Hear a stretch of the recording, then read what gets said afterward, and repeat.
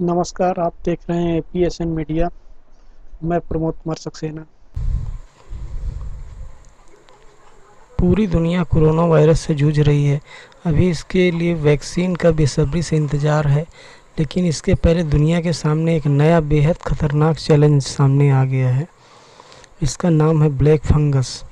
दिसंबर से शुरुआत में दिल्ली में आए ब्लैक फंगस के मामले, उसके बाद गुजरात में के अहमदाबाद में कुछ मामले आए। अब मध्य प्रदेश के इंदौर में भी इसके मामले सामने आ रहे हैं। यह बेहद ख़तरनाक है क्योंकि इसके 54% मरीजों की मौत हो जाती है।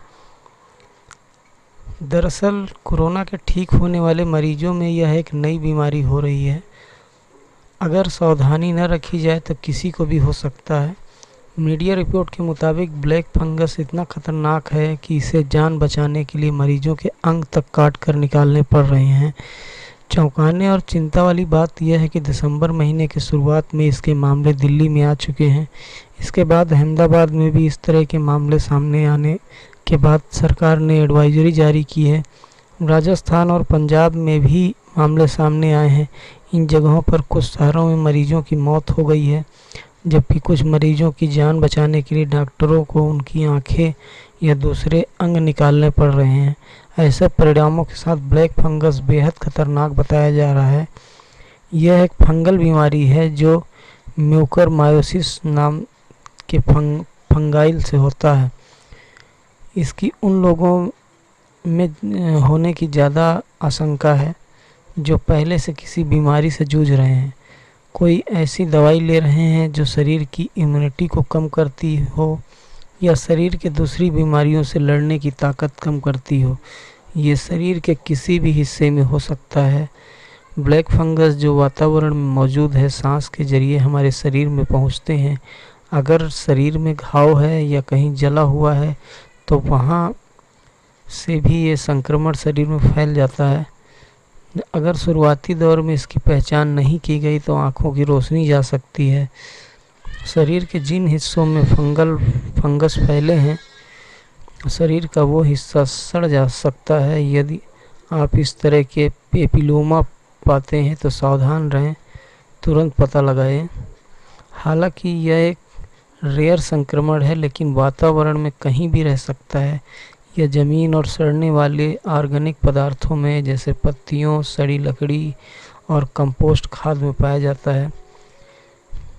चेहरे पर सूजन आ जाना, सिर दर्द होना, नाक बंद होना, उल्टी होना, बुखार आना, छाती में दर्द होना, साइनस कंजक्शन, मुंह के ऊपरी हिस्से में या नाक में काले घाव होना। वैसे तो यह उन लोगों को होता है जिन्हें डायबिटीज़ या कैंसर है, जिनका कोई अंग ट्रांसप्लांट हुआ है, जो लंबे समय से स्टेरॉइड ले रहे हों या जिन्हें कोई स्किन इंजरी हो। प्री मैच्योर बेबी को भी ये हो सकता है। वहीं जिन लोगों को कोरोना हो चुका है उनका भी इम्यून सिस्टम कमज़ोर होता है। अगर किसी हाई डायबिटिक मरीज को कोरोना हो जाता है तो उसका इम्यून सिस्टम और ज़्यादा कमज़ोर हो जाता है। ऐसे लोगों में ब्लैक फंगस इन्फेक्शन फैलने की आशंका ज़्यादा होती है। कोरोना मरीजों को स्टेरॉइड दिया जाता है, ऐसे में मरीज की इम्यूनिटी कम हो जाती है। विशेषज्ञ इसे संक्रामक नहीं मानते, यानी ये फंगस एक मरीज से दूसरे मरीज में नहीं फैलता, लेकिन ये इतना खतरनाक है कि इसके 54% मरीजों की मौत हो जाती है। यह शरीर के जिन भाग में होता है उसे ख़त्म कर देता है। ऐसे में अगर इसका असर सिर में हो जाए तो ब्रेन ट्यूमर समेत कई तरह के रोग हो जाते हैं। इससे बचा कैसे जाए, इस पर हम बात करेंगे। कंस्ट्रक्शन साइट से दूर रहें, डस्ट वाले एरिया में न जाएं, गार्डनिंग या खेती करते वक्त फुल स्लीव के ग्लव्स पहने, मास्क पहने, उन जगहों पर जाने से बचें जहां पानी का लीकेज हो, जहां ड्रेनेज पानी इकट्ठा हो वहां न जाएं।